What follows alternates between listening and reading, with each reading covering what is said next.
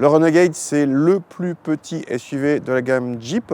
C'est le plus proche en termes de taille d'un Captur en 2008, même s'il mesure quand même 4,24 m de long, qui commence à être grand pour un petit SUV. Ce Renegade a été restylé en 2018, avec au programme, concernant l'esthétique, surtout des retouches sur la face avant et les feux ronds d'urne à LED sur le tour des phares. L'autre grosse nouveauté est que pour la première fois, un modèle Jeep reçoit un 3 cylindres. Ici, c'est donc un 3 cylindres essence de 1 litre et 120 chevaux, uniquement disponible pour l'instant en boîte manuelle et avec 2 roues motrices. C'est la version qu'on essaye ici, en finition haut de gamme.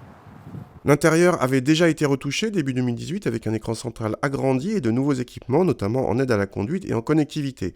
La partie supérieure a droit à des plastiques moussés, le design est original et l'équipement de cette version haut de gamme est plutôt complet, mais les sièges en cuir à réglage électrique sont en option, de même que le grand toit vitré ouvrant à l'avant.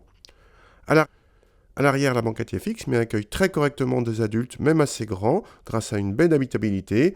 Idem pour le coffre, plutôt généreux pour le segment. Toutefois, pour ce dernier, comme pour les places arrière, on pouvait espérer mieux, vu l'encombrement de la voiture.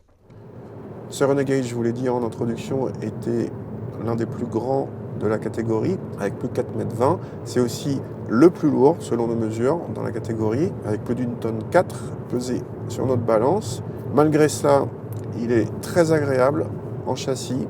Très agréable, ça veut dire un bon compromis, confort, comportement routier. Il est assez dynamique tout en restant assez prévenant. Au niveau du 3 cylindres, on avait un petit peu peur avec le poids élevé et sur la fiche technique, moins de 200 Nm de couple. Malgré tout, ça va, c'est dans la moyenne de la catégorie sur les accélérations et les reprises. Alors, c'est pas folichon, mais ça suffit au quotidien. Il y a juste un petit bémol au niveau de la commande de boîte qui n'est pas très agréable, un petit peu lente, mais pour le reste, ça va.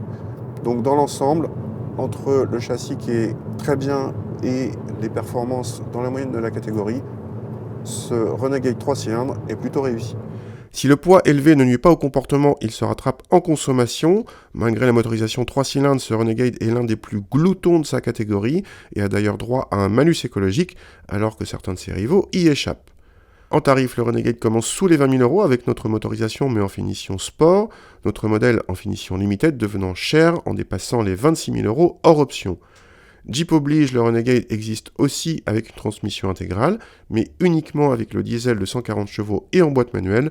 L'addition débute alors à 28 000 €.